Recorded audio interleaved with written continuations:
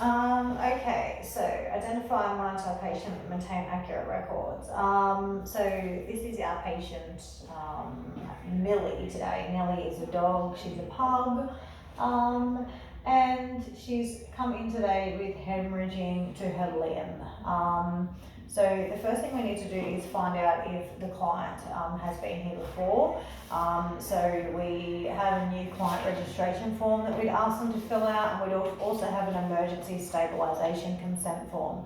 The emergency stabilisation consent form is basically if the animal crashes and needs CPR and emergency drugs, we have permission to do this. This part's really important. Before we take little Millie out the back, we get them to sign this. Obviously hemorrhaging is an emergency, so we take Millie out the back and start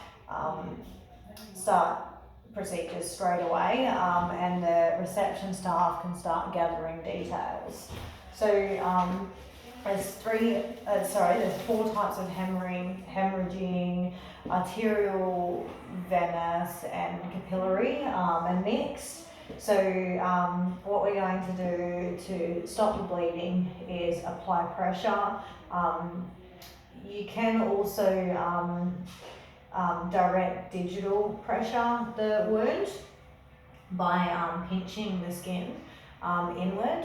But today we'll be doing a pressure bandage, so grab a whole bunch of swabs, stick them onto the wound, and push against the wound, push pressure onto the wound. Then we grab our vet wrap, and in a distal direction, we wrap the whole limb. This helps with swelling. So we wrap the whole rim. So now that that's done, if it was to bleed through the swabs and the first bandage, instead of removing this, we leave this here because the wound could have started clotting already, so we don't want to eliminate the clotting process. So we leave that on, and we would grab a whole bunch of swabs again and apply pressure and do the same twice, starting from the bottom of the limb. Okay, so what's the next question?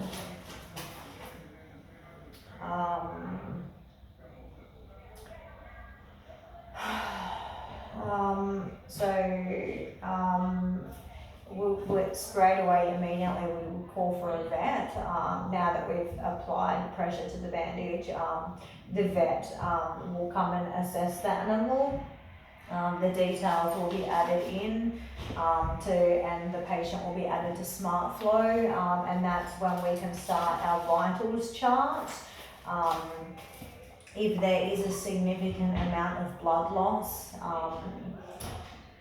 then we would also be treating for shock, the animal for shock, which like low blood pressure, low temperature.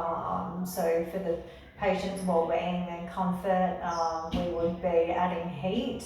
But I mean, triage-wise, the first thing we would be doing is stopping the hemorrhaging, and then treating everything from there. Intravenous fluids is a good way to increase the blood pressure. And yeah, I think I've covered everything.